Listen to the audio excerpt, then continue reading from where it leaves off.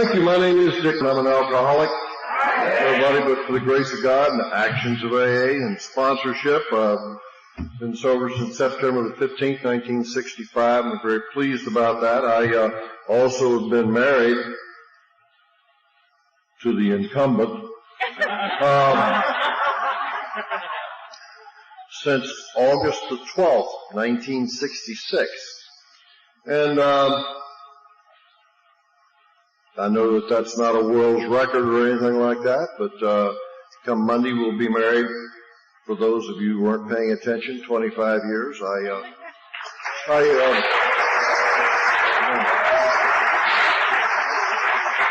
Doesn't have anything to do with me, I'll tell you.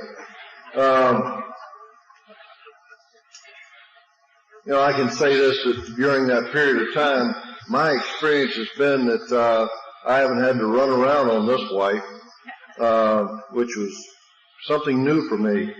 That wasn't my habit. My habit was running around on my wife. It seemed like the right thing to do to me. And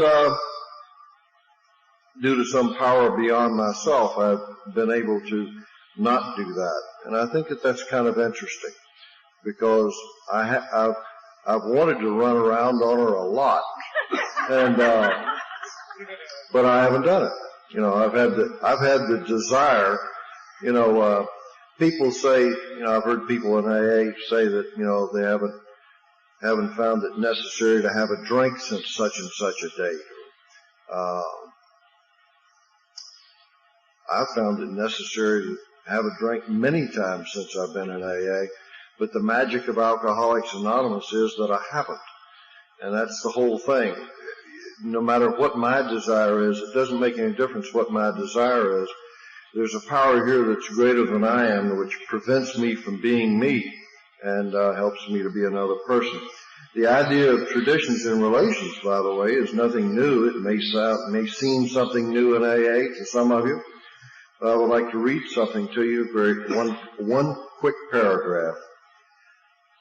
Acting upon the persistent urge of old AA friends and upon the conviction that general agreement and consent among our members is now possible, I shall venture to place in words these suggestions for, quote, an Alcoholics Anonymous tradition of relations. 12 points to assure our future. And that's from Bill Wilson. And that's the introduction that he made to the long form of the traditions of Alcoholics Anonymous. And so the idea was learning to get along with other people. And there's nothing original with this, with Peggy and I doing this. We kind of did it by accident one time at a camp out. And we had a good time with it, and people really seemed to enjoy it.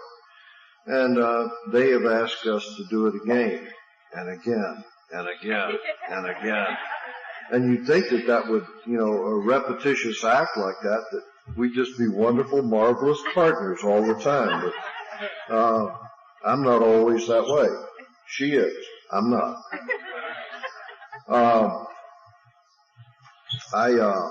I am not an advocate of not having a relationship in the first year you're sober, which is probably just as well.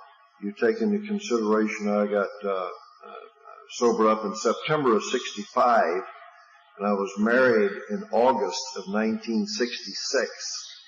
So it shows you that I had some sort of something going on during that period of time. However, when Peggy asked me to marry her, they're always asking me to marry him. I don't know what the hell this is, But when Peggy asked me to marry her, I said, well, I can't do that. And she said, why? And I said, because I've got to ask my sponsor. And she said, well, why don't you see if you can find him? So I got on the phone, and he happened to be in Dallas, Texas, attending a convention. I phoned, and he happened to be in his room, and everything was working against me. And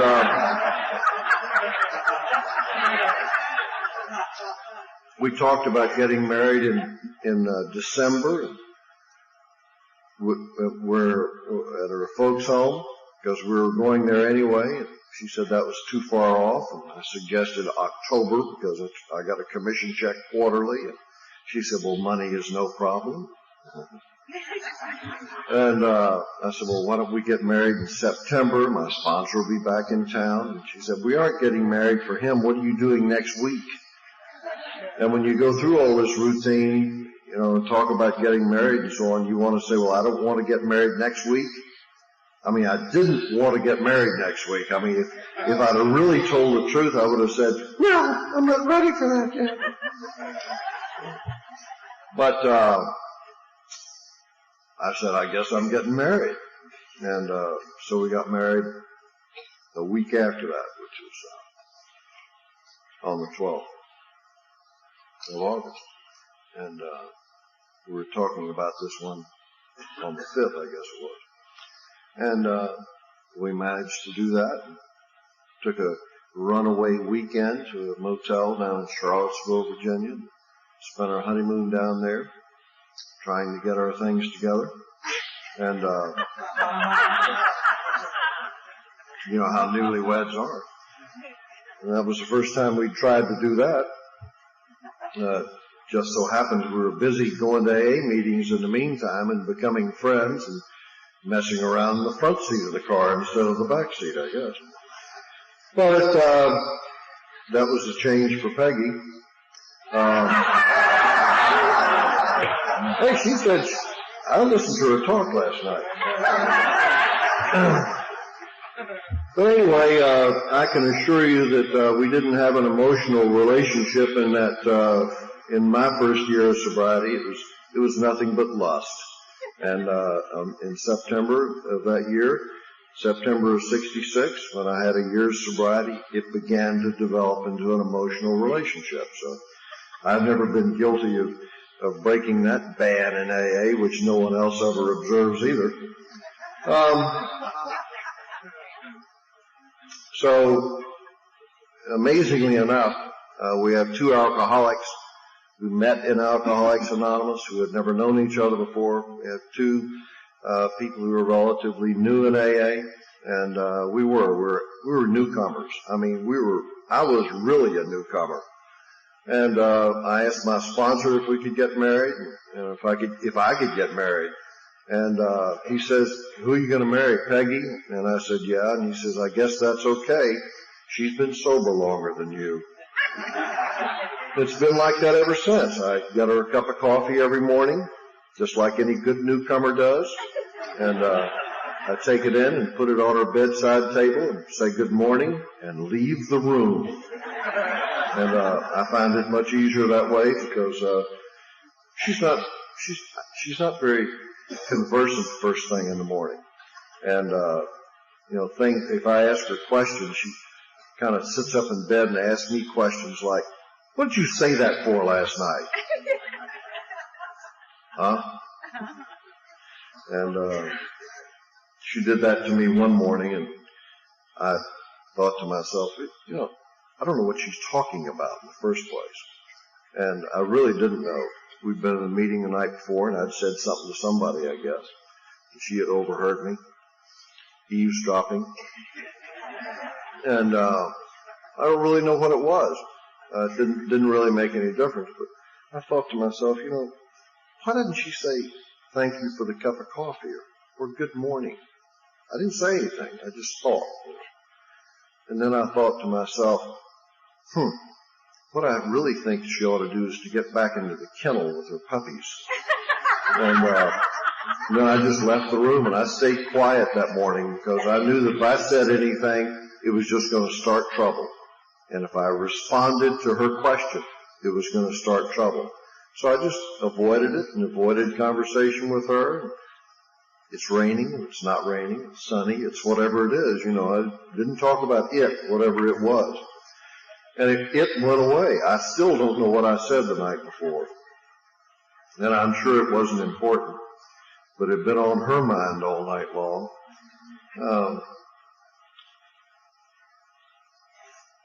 The traditions and relationships are not original with us. There are other members of Alcoholics Anonymous who have done it and talked about it, talked about using the traditions in their relationships with other people. and before we came along and started doing this. And so nothing is original in AA. We think we're being original with something, but we're really not being original.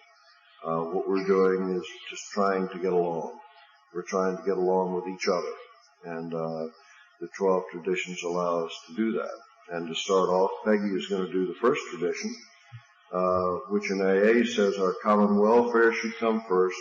Personal recovery depends upon AA unity. Peg?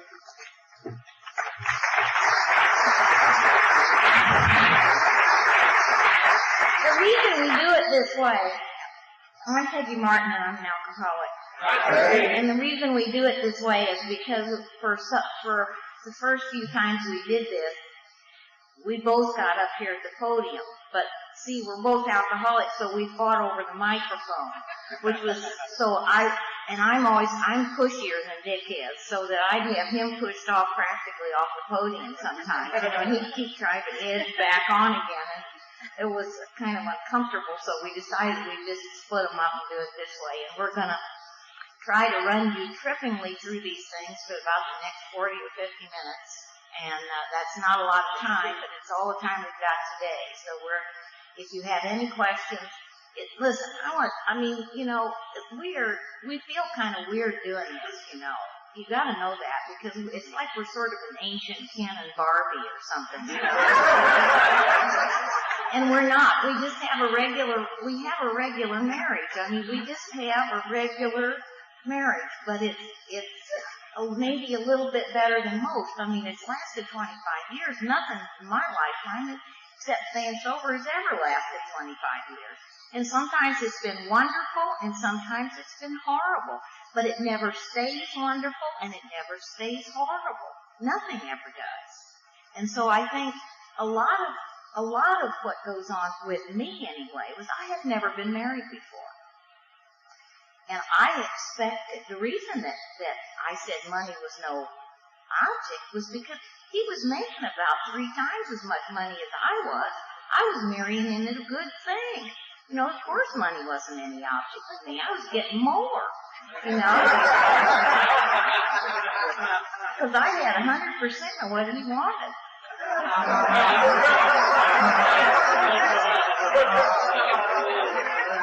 We do, too, don't we?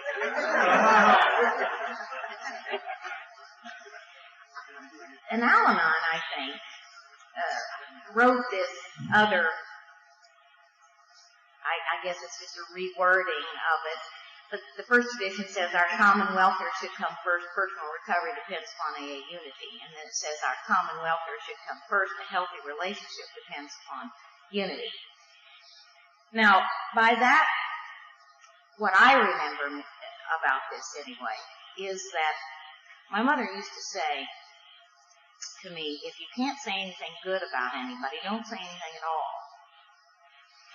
And one of the things that I discovered after we started thinking about how we had placed these principles into our lives was that, have you ever been out with a couple that bickers all the time, and it's so uncomfortable to be with them because they seem so centered on themselves that everything they say, they bicker, and it's like you're not even there, you'll just say, well, what do you want? Do you want to order now? And he'll say, yes, I'll have a steak and so, and she'll say, why are you having that? And then he'll say, well, it's none of your business, and you're just kind of sitting there. It's very uncomfortable because it's very self-centered. Well, one of the deals that we agreed to in the beginning, and which we pretty much adhere to, is that we do not bicker. It's just not that important. We try not to bicker. Now, we try not to take each other's inventory. That doesn't always work very well, because it doesn't always work. What I do is when I just can't stand it anymore, when I just know truth, and I just know, and it's not the big things, is it? It's walking across the floor.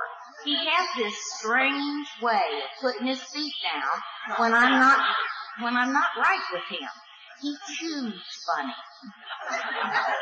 You know what I'm saying? He scatters talcum powder. He gets out of the shower in the morning and he has this mint talcum powder.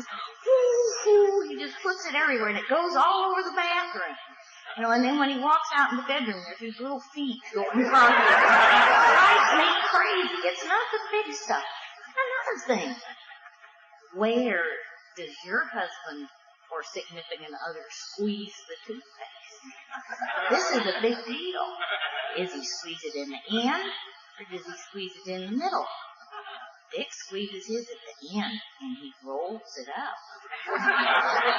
I squeeze it in the middle, because then you can get rid of the top half, and you squeeze the top half all the way up to the top. See, and it makes sense to me. You know what we did? We started using 2 different tubes of toothpaste. Simple. Toilet paper on the roll. Man, I'm talking about bathrooms a lot, aren't I? Toilet paper on the roll. Which way does it go? Over the top or underneath? Over the top, right? Over the top. We agreed on over the top. Thermostats. Now there's a guy underneath. Thermostats. Somebody in our house changes it all the time. It's never him, it's never me, and we don't have anybody over dog size else that lives in the house, and I don't think the dogs can do it. We have fought about that at times. Directions in cars. Terrible. Terrible. Well, you should have turned there. No, I mean, we can have a World War III over getting someplace. Just getting someplace. But none of that stuff is important, is it really? So I think with this unity thing, what we have tried to do is we have tried to say good things about each other, to compliment each other on the things that we have done on a daily basis. Sometimes I think we forget that. I can see the bad stuff right away, but I can't always, I really have to look for the good stuff. And if I try on a daily basis to say something to him that he has done well, or that Dick is wonderful. He suffers fools graciously. He really does. He's a wonderful visitor. He can visit with some of the biggest jerks you've ever seen in your life at home and put up, we got one I call the mope. He sponsors this guy. It's a mope. I mean, he just, like that. He sits in there and drones on and on and on to Dick about these, I think, non-existent problems. And Dick just is so good. He visits with him and everything. And I have complimented him on that because I'm not a visitor. I want to get my business done and get out. You know, I mean, I'm going to bed, you know, or whatever. He does that. And I think that's part of the unity of this thing. The second thing is that I have discovered, after having gotten a little bit more secure in myself, that I can disagree with him without being disagreeable. I can actually, and I don't know how you felt at the beginning, but I know that I always felt if somebody disagreed with me, that it meant they didn't like me, that nothing I said was any good, that it was a personal thing, you know. But I have come to understand that we can disagree, all of us can disagree, and it still be okay. Try going to a committee meeting sometime and not remembering that. Because, I mean, that's why we say personalities and personalities, you know, principles before personalities is because of that. So I think to cooperate with one another, to say good things about one another, and to disagree without being disagreeable helps to unify a couple. Now, you don't have to clap in between. Let's just Dick will get up here and do the second one and so forth.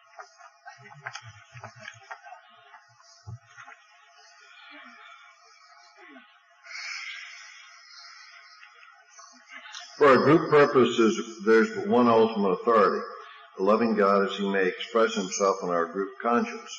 Our leaders are but trusted servants, they do not govern. And as far as relationships is concerned, what we're talking about is there isn't a boss. There doesn't have to be a boss in a relationship. My way doesn't have to be the way. Her way doesn't have to be the way. Except she's been sober longer than I have. leaves some credence. You know, she says things like to me, well, you'll understand when you've been sober as long as I have. And I just like a little puppy dog, believe that one. But there doesn't have to be, you know, I don't have to make the decision. She doesn't have to make the decision. We can really discuss things and come to a conclusion. And if we can't come to a conclusion, we can simply not make the decision then. We can talk about it later. Because there isn't anything that goes on in life that, you know, that's so life-threatening that an instantaneous decision must be made because I think it should be made then. Doesn't mean it necessarily has to be. And so we've learned to be able to communicate and be able to say, well, let's talk about it tomorrow. You know, we can't seem to agree on, you know, some sort of an idea on this, so let's talk about it tomorrow. It's no big deal today. It doesn't have to be done now. Or if we don't do it, or if we do it, it isn't going to be the end of the world. So let's just talk about it tomorrow. And it gives us both a chance to rest and to think about it with a little clearer mind and to ruminate about it a little bit. And it ends up being okay. And it's just simply a way to communicate. You know, we had to learn to leave our personality out of it. I had to learn to treat Peggy not like Peggy, because Peggy is the personality. What I had to do is to learn to treat her like my wife. How would I want my wife treated? How should my wife be treated? If I was going to be written up on the front page of the New York Times, for an example, how does Dick Martin treat his wife? Not how does Dick Martin treat Peggy. It isn't that I don't love Peggy or the personality, because I do.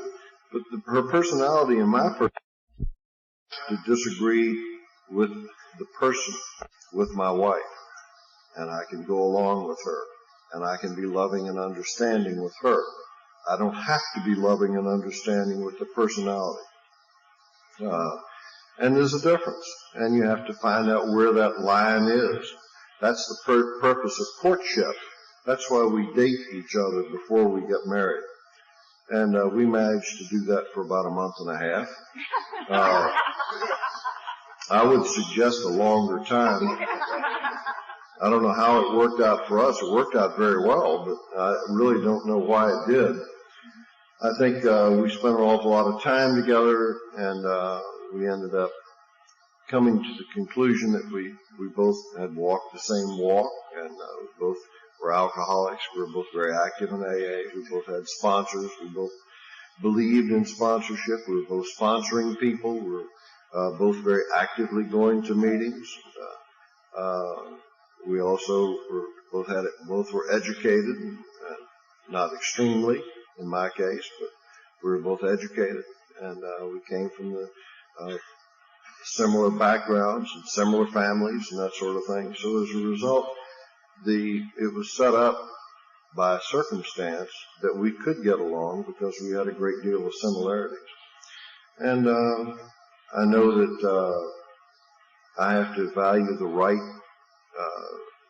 Peggy's right to her opinion, and I also have to value her contribution to the relationship and make it important. And even sometimes when I don't think it's important, I have to act better than I feel and act as if it's important, and it makes it easy. And Peg's going to do number 3.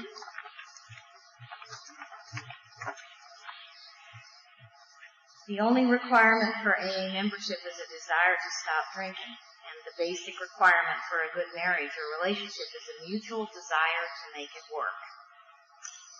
It does not happen, not for us anyway, it has not happened magically.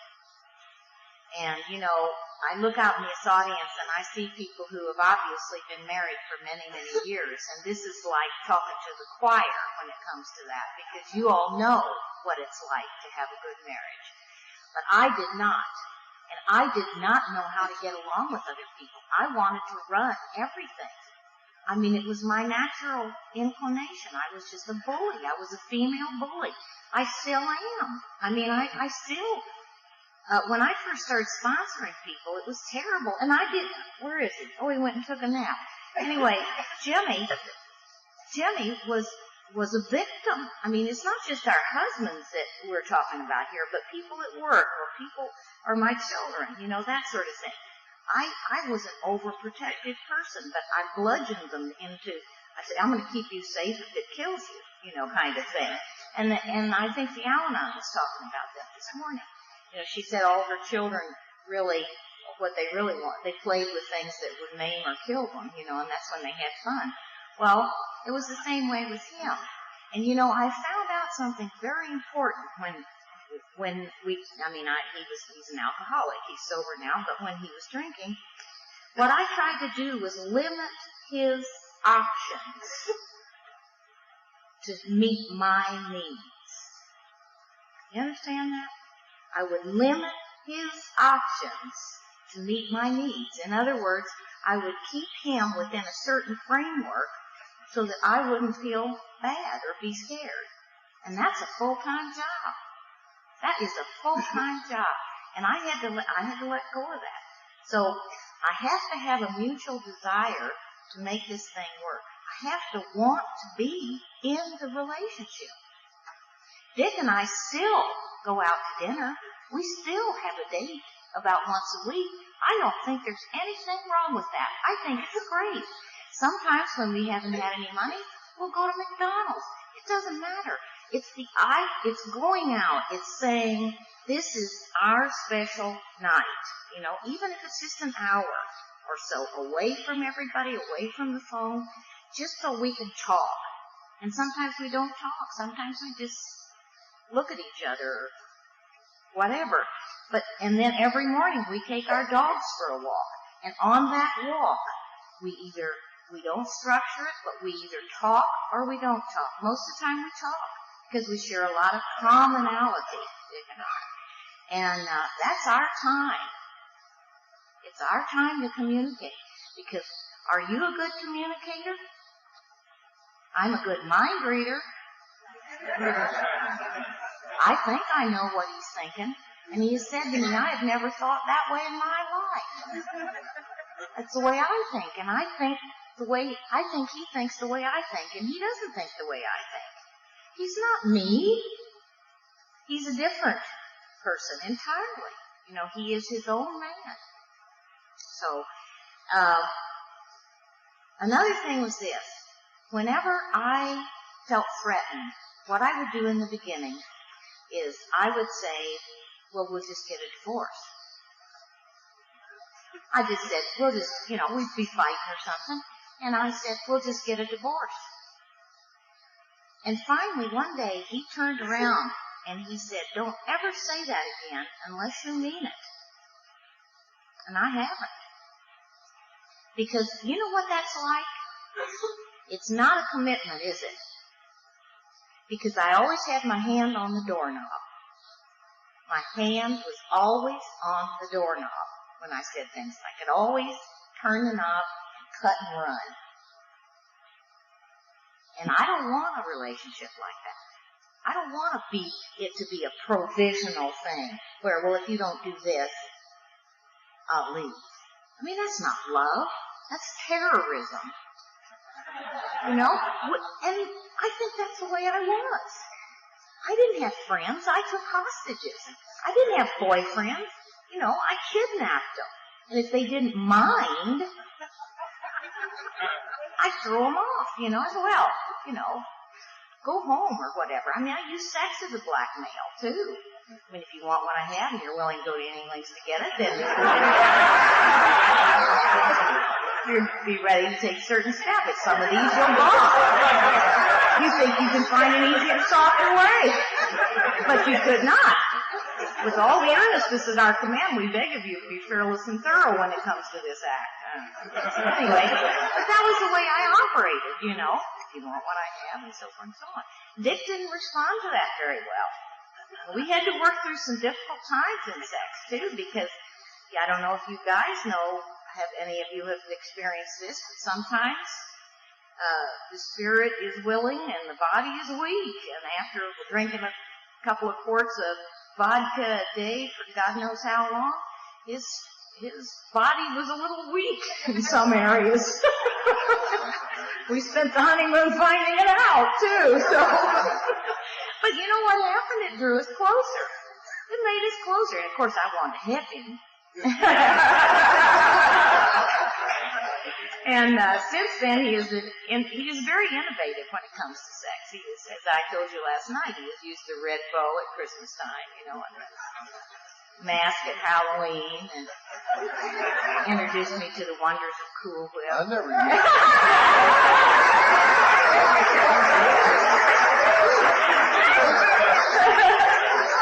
Whatever works, honey. But I mean, God, have fun, you know, because we had used, at least I had used sex as a tool. It was just something to get something.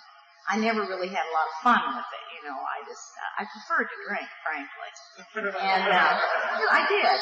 And after I sobered up, unfortunately, this happens to a lot of women. When I sobered up, I didn't care to. Thank you. I mean, it's weird. Because when we get sober, when I was drinking, I was loose, a little loose, I guess you'd call it. And I sobered up, and you thought I was virginal or something, you know. Oh, I'm very sorry. We don't scream in our family, you know. And of course, it's no fun when you can't have fun, you know. So he teased me and badgered me and tickled me into having fun, and that's a part of our relationship. It's sort of sex as we remember it anymore. I mean, it's getting kind of like that because I haven't seen him for a week, so my memory fades fast when I'm this age. I'll have to renew it tonight. Anyway, so, you know, to have this kind of a relationship, you have to want to be in it.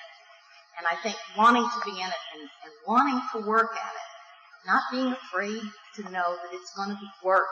It's not going to be the fairy coming out and striking you on the head and you have these sparks fly up and everything. You know, Clancy has a wonderful story about expectations where, you know, somebody will call him and say, you know, oh, I've met her.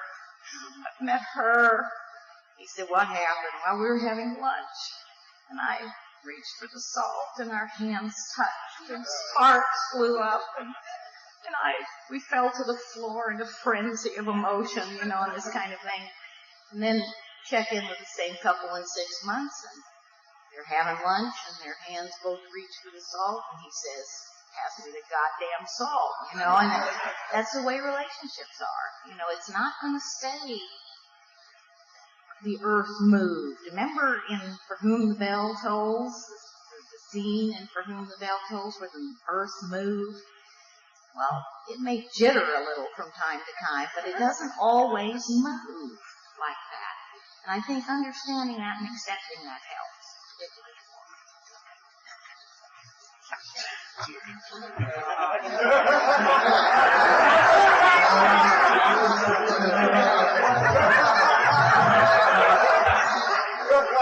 Well, this is going to be kind of interesting.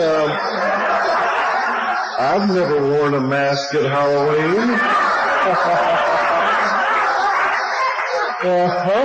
No.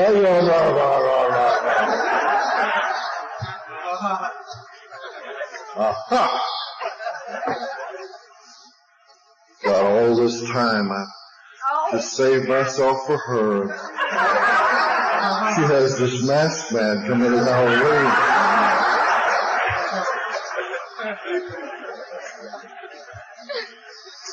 Each group should be autonomous, except in matters affecting other groups or AA as a whole.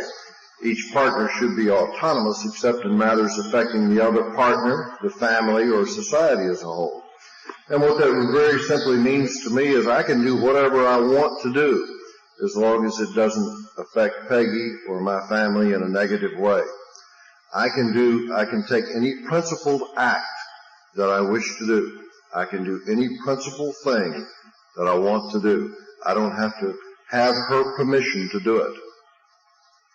You know, any principled thing I inform her of what I'm going to do if it's a principal thing. She informs me of what she's going to do if it's a principal thing. If I have an AA request, I fulfill the AA request, and I tell her of the AA request. And if it's a social request, somebody asks, would you all come over to dinner or something like that, I always say, I'm sorry, I don't know. I'm available, but I don't know whether Peggy is or not, and I'll have to ask her. And we always confer on any social engagements. But because I'm not going to make a commitment for her, no matter what it is.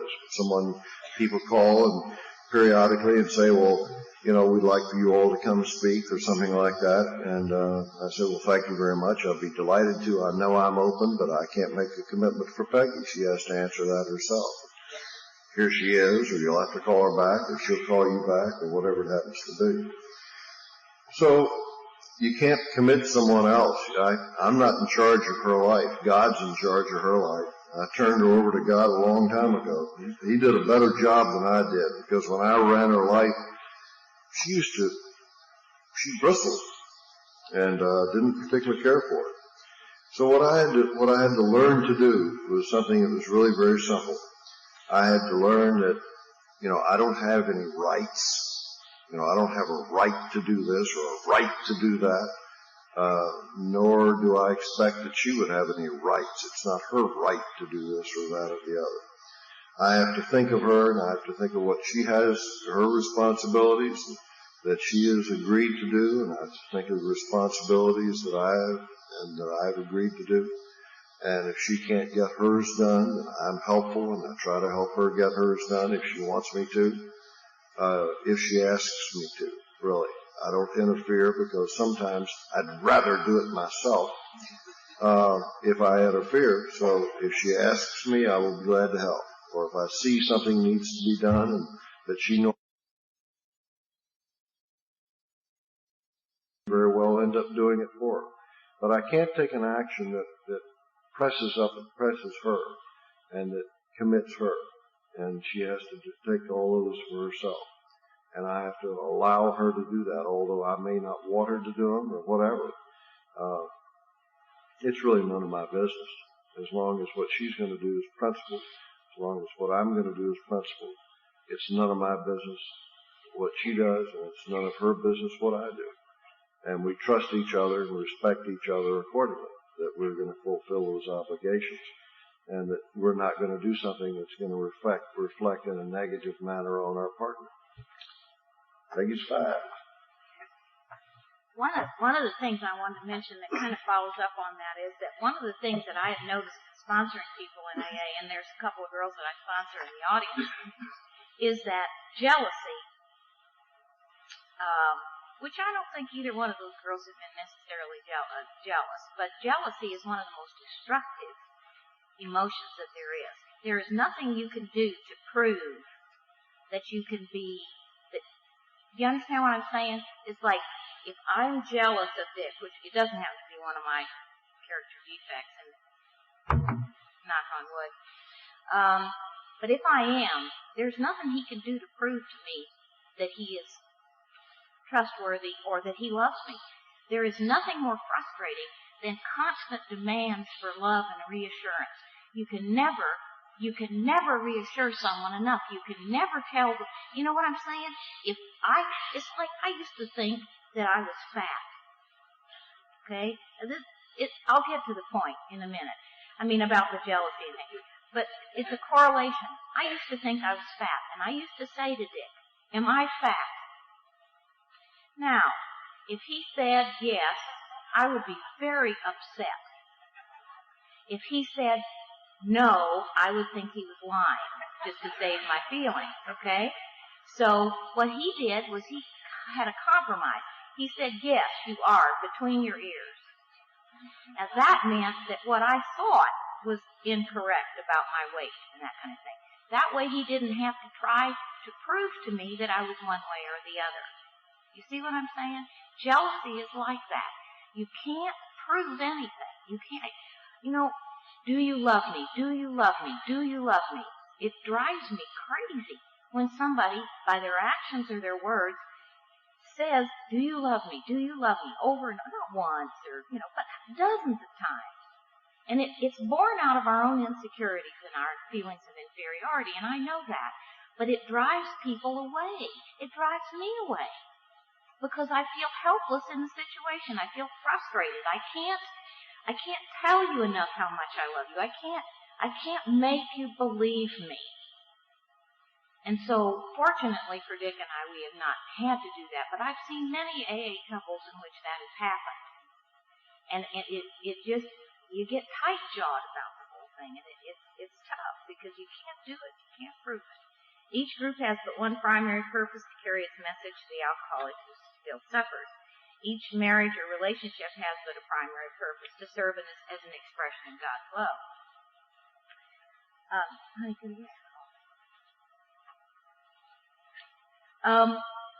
One of the things that this comes to my mind is that my membership in AA is almost a prerequisite to this marriage. We met and married in Alcoholics Anonymous. We had, like Nancy was saying this morning, an AA wedding. We actually got married by a judge who was in AA, or his brother was in AA. And down at the courthouse, and we had AA people were at the wedding, and we had an AA reception, and, the whole nauseating thing.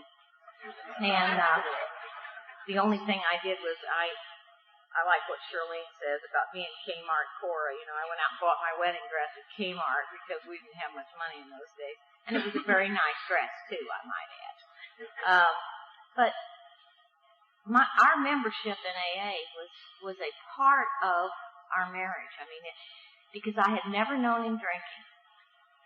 I had not known him before he started to recover. And it's a good thing because I didn't like him much when I first met him anyway. I mean, he was very skinny. He was very arrogant. He had been married before. He had ex-wives and ex-children and all kinds of, child support and alimony and all this stuff, and there was a lot of baggage with it that I didn't bargain on because, see, I was going to marry a doctor or a lawyer or something like that. It was not my ambition to marry an AA member. I never thought of it that way. But as it turns out, our membership and our being sponsored and sponsoring, have you ever felt like telling her something that you just know will just rip her heart out? I mean, I'm like a honey badger. When I get mad, I know the exact thing to say that'll just rip it up. And I shouldn't say that. I should not say that. And what I have to do is when I get into those truth-knowing type of things, I have to shut up. I had a little sign that I kept that says, when in doubt, shut up. That's very wise because, once those words are out in the air, you can't draw them back in. They go from here to someone's ears, and you can't take them back. And you can make amends, but sometimes some of the things that we can say, you can never, ever make amends for entirely, can you? They just don't forget it. They don't forget it. And they might forget it, but they may not be able to forgive the emotion that's behind it. And that's tough because some days I just wait, like Dick's right. He's nice in the morning. He's really pretty nice, period. He's nice in the morning.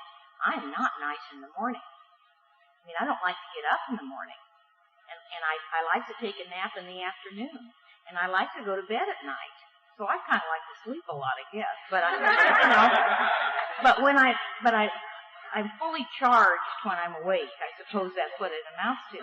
And so he has very, very cautiously, carefully avoided me in my morning times.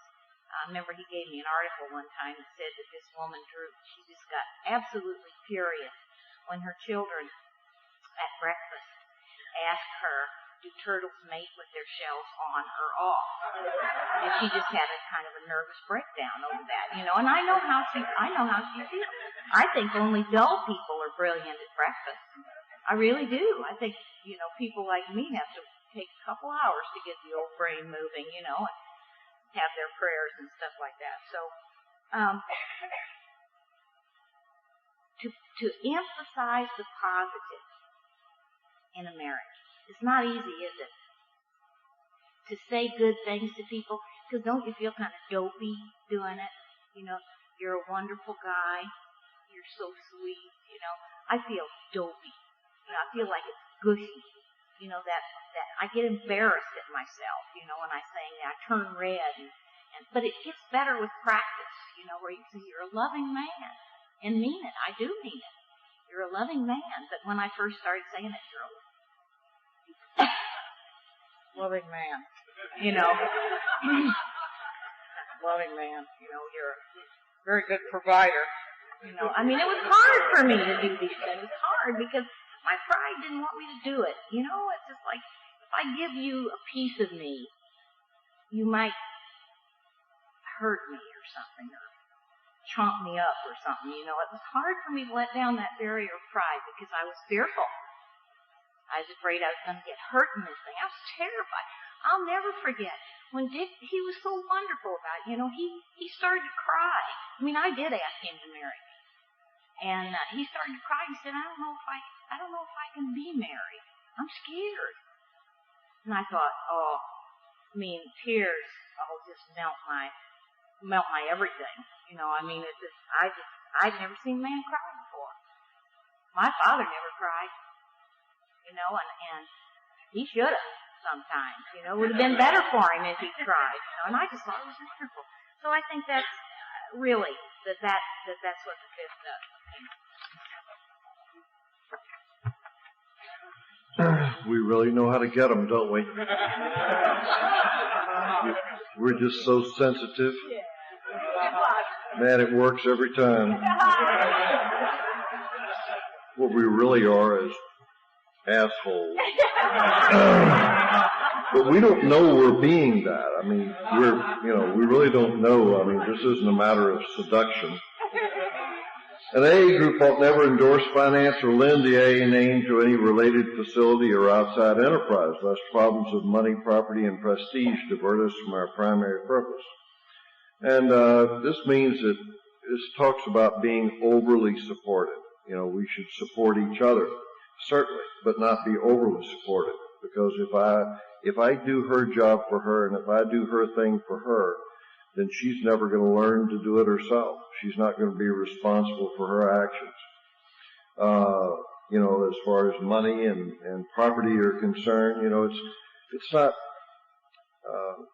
that my family is wealthier than hers, or hers is wealthier than mine, or they're better than mine, or mine are better than hers, or whatever. It doesn't make any difference. They just happen to, we pass through them. You know, we're not them. You know, I don't have to have any pride from the fact that my parents were this, and nor she. It doesn't make any difference. You know, it doesn't make me any better or less because my parents were what they were. Nor does it make her any better or worse because her parents are what they are. And so it's not a comparative thing. We just bring with us to this relationship what we are. And but the object is for me to understand that if I'm overly supportive to Peggy, then she's never going to learn to do it herself. She's not going to learn to be self-supporting. And that's very necessary, as Peggy will tell you, in the seventh tradition. One of the things that I hate is women who are clinging vines. And I don't have much experience at being a clinging vine. Because I've always really wanted to run everything, and I wanted everything to be run on my terms, because it just seemed like I knew like it was the right thing to do or something, you know, it was the best way, and that sort of thing. And, you know, when we treat people like they don't have good sense, they resent it. Look at that guy, he's poking somebody sitting next to him. They resent it. They resent it when we treat them like they're idiots. And because we think they're idiots, which we act like we think that they're idiots. I mean, that's me anyway. So, and we also, when we take over and run everything, we also ensure their failure of ever being able to do anything. But, on the other hand, I also have to be, I believe, it's my responsibility. I cannot be a kept woman. I'd like to be a kept woman. I'd like to have jewels. You know, this friend of mine, she's been married 10 measly years. And she got this diamond that's huge for being married to one of his pigeons for 10 years. We're going to be married 25 years, and he said that his present to me was to be married another 25 years if he could make it. You know, this was his present to me. And I understand that. But I'd love to have a big rock. See? But I don't want to pay for it either. I don't want to charge it. I don't want to pay for it. I don't need that kind of thing. I am prouder of something that I have worked for and picked out myself than anything that anybody has ever really given me. Aren't you? I mean, when you work for something, when you have a really nice party for somebody, or you do a really nice deed for somebody, that makes me feel better about myself. And to me, see, this thing it talks about money in this seventh tradition, but what is really important is not only the fact that we can be self-supporting with money. And that means if we're not working, I have to do whatever job it is it's my job to do. That's being self-supporting. That's if Dick is working and I'm not working outside the home, then my job is the home. And I added up my jobs one time at home, and I gave him a monetary value. And if I charged the going rate for everything that I did when I was not working, when I was just working at home, he could not have afforded me. Chauffeur, chef, upstairs maid, laundress, babysitter, lady of the night. And it was like I should be earning $60,000 a year or something. You know, that made me feel self-supporting, by God. You know, and if it works, it works. I mean, she's okay, but she ain't worth $250,000 a year. I'll tell you that.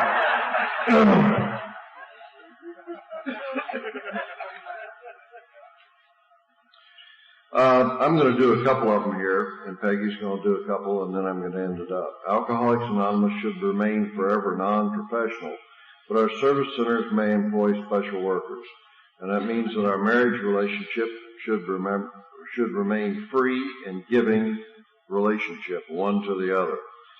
I'm not a professional husband. I don't know what a husband's supposed to be or what a husband's not supposed to be. I don't have to know what a husband's supposed to be or what a husband's not supposed to be. The only thing that I have to know is how do I have to act? What am I supposed to do? You know, and we have described many of those things earlier. But, you know, I have a profession and had several of them in my life. And I knew how to do those things better than Peggy knew how to do them. But, and she's had professions in her life. She's had one profession. We were talking about something upstairs maid or something. But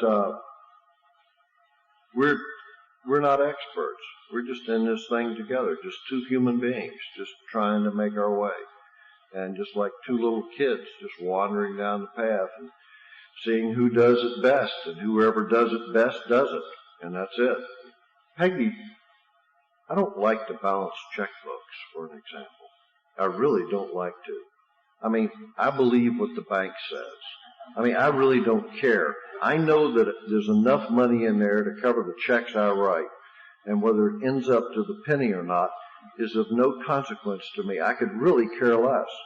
You know, I'd rather deposit a check of $300 and say it's $275 just so I got cushion in there, rather than to play with the damn thing. I mean, I honestly would. I really don't care. And Peggy cares. Oh, she really cares. She wants it right down to the penny. And if it doesn't come to the penny She tossed me the checkbook the other day. She couldn't get it balanced, and I thought it was kind of funny. She tossed it to me, somebody I could care less. My adjustment to it would be match the bank balance, X. And that's the way I really wanted to do it. And I sat there and played with it, adding, a calculator. And finally ended up getting it straightened out. It's a simple enough thing that she had forgotten about. But I know that, again, I have to move on, and I'm going to talk about the 10th tradition, which says Alcoholics Anonymous has no opinion on outside issues, hence the AA name will never be drawn into public controversy. And what that means in a relationship is, we don't need to get into a heated controversy. When we get into a heated controversy, the big book suggests that we say something to the effect, this is getting serious. Let's talk about it later. My sponsor tells me when you get in a heated controversy, the best thing to do is to either kill them or go out and make a 12-step call. Take a walk, get out of the room, get away, just get away from them. And it makes it a heck of a lot. Just walk away and just let them sit over there and steam and stutter. It doesn't make any difference. You don't care. You're right.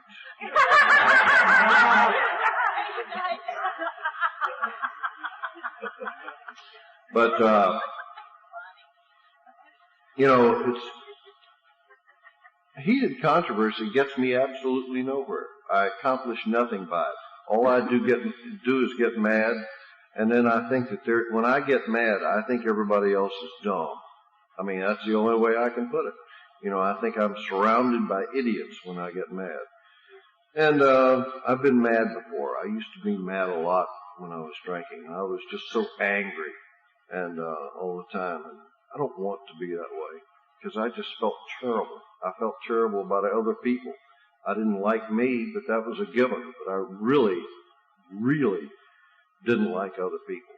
And so anger is not something that works well with me.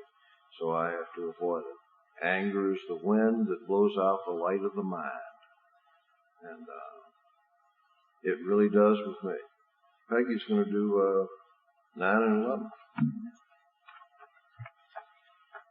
Oh, yes. I think so.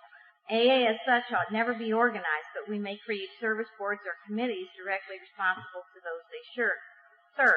A family or relationship should be pliable in its organizations, but our group conscience may appoint certain persons to be responsible and so forth. And I do the checkbook because I care. And I think that's really a good way to go about doing whatever. Dick and I both, especially since I think I was really good about this too, because I turned him over to Maya, and Maya's just another little me. She's just skinnier and shorter, that's all. She's just like me. And I've loved her from the beginning. But once Jim was out of the house, then it was just Dick and I, and we share all of the duties, so to speak, because we both work. And I'm also an artist. And I believe in spontaneity. I do watercolor. As a matter of fact, I just had a show, and I was just so thrilled because it's hard for me to say I'm an artist. It's like somebody will say, I like that dress, and I want to say, I bought it at the Goodwill, or something. I don't know how, I'm better at taking compliments than just saying thank you now. But I always seem to have to explain what it was, or if I got my hair cut, somebody would say, I like your hair. And my first thought was, didn't you like it the other way? I'm just still alcoholic in that direction. But I like to be spontaneous. And I like to do things that are fun, not always have, which is why I like him and sex, because he's innovative, and I never know what to expect. Whether he's going to jump up and down on the bed or what, but it's fun. It's fun. It's spontaneous. And that's the way this organization of the family has to be, is whoever cares, do it.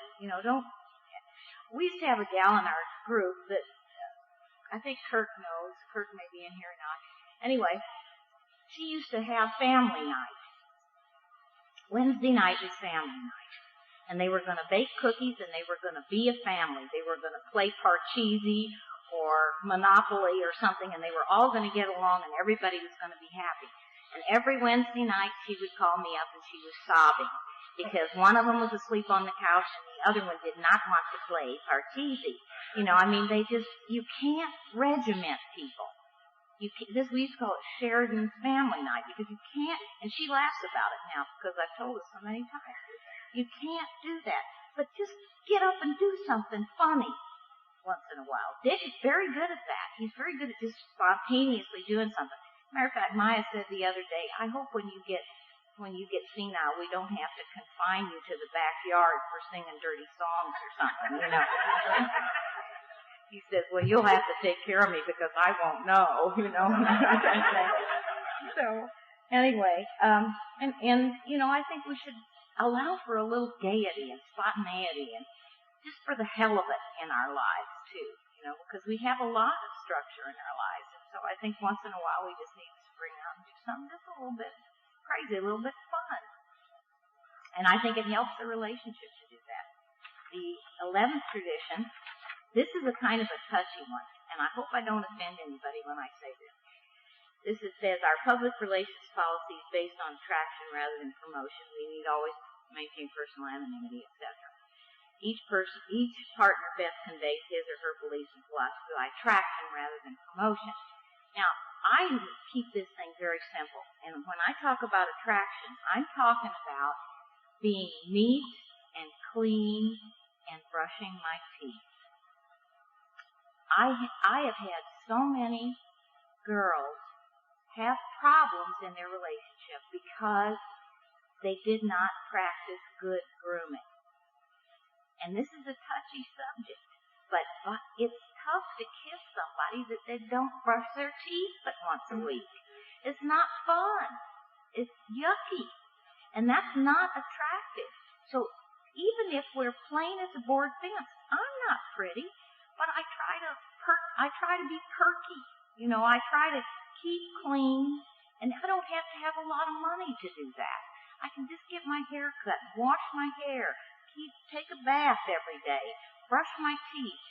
Because I remember Joanne Woodward, Paul Newman said one time, years ago, about why he didn't run around why they had been married so long, why he didn't run around on his wife.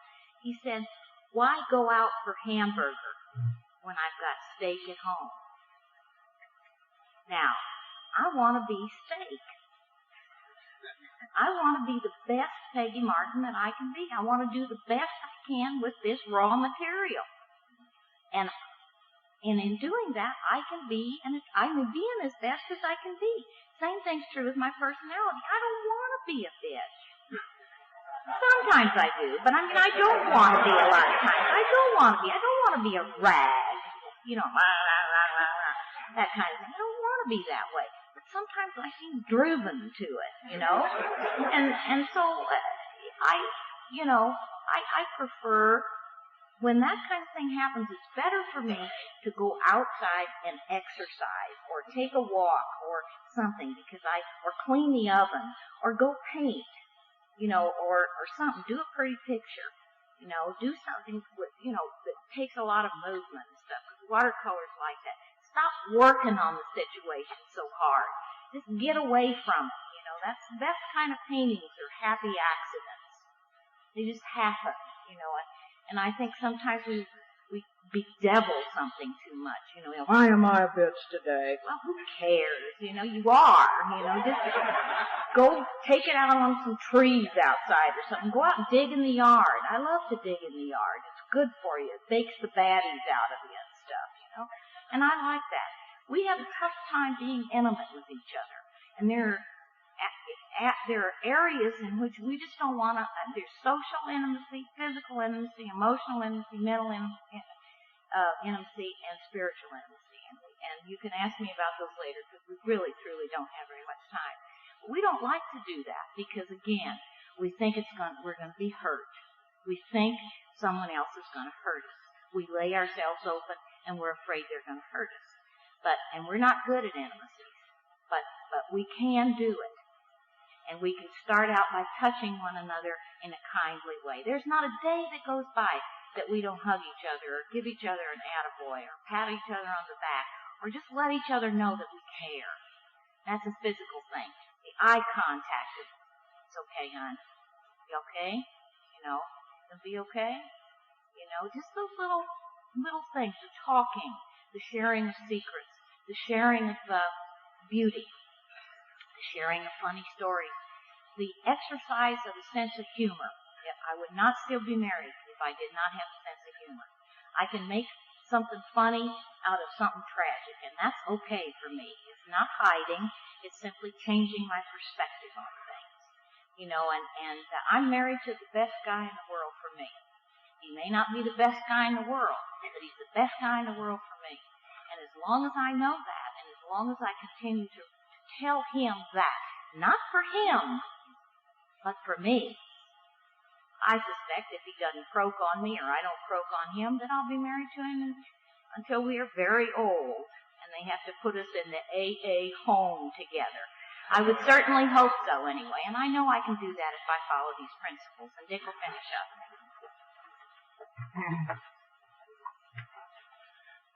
12th tradition says anonymity is the spiritual foundation of all our traditions,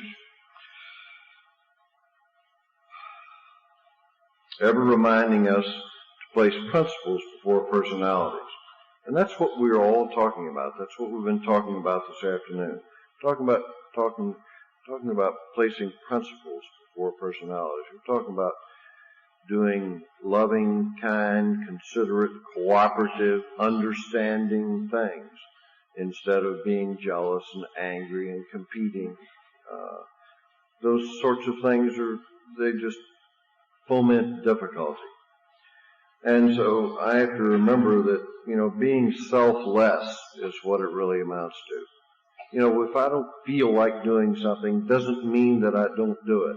If I don't feel like doing something, I just do it anyway. What difference does it make? It'll pass. You know, there's no big deal about that. I can remember being a sensitive soul and wanting to make love one night, saying something to Peggy and saying, I don't really want to, but if you want to, okay. And boy, I mean, that's a real whipper-upper, I'll tell you. And I said, hey, it just takes 5 minutes. What's the big damn deal? And that's placing principle ahead of personality, I'll tell you. You know, what's the big deal? What's the big deal? And inevitably having sex is something that's enjoyable for both partners. And that's the way it should be. Sex is a loving act between consenting adults, as far as I'm concerned, with a little fun thrown in so you can do it again. But we're talking about being selfless. We're talking about being friends. We're talking about being principled. We're talking about really caring, acting as if you care, and doing caring actions for your partner. And those things are the basic principles of unselfishness. It doesn't have to be my way. It can be our way. Cooperate. Trust and respect our partners. Don't get into the conversations you could have said. You know, if they could have said it a different way, they probably would have said it that way. Maybe they didn't mean it that way. You know, be kind. Take into consideration that it's our house and our cars, our dogs, our mess, our house, our money, you know, our kitchen.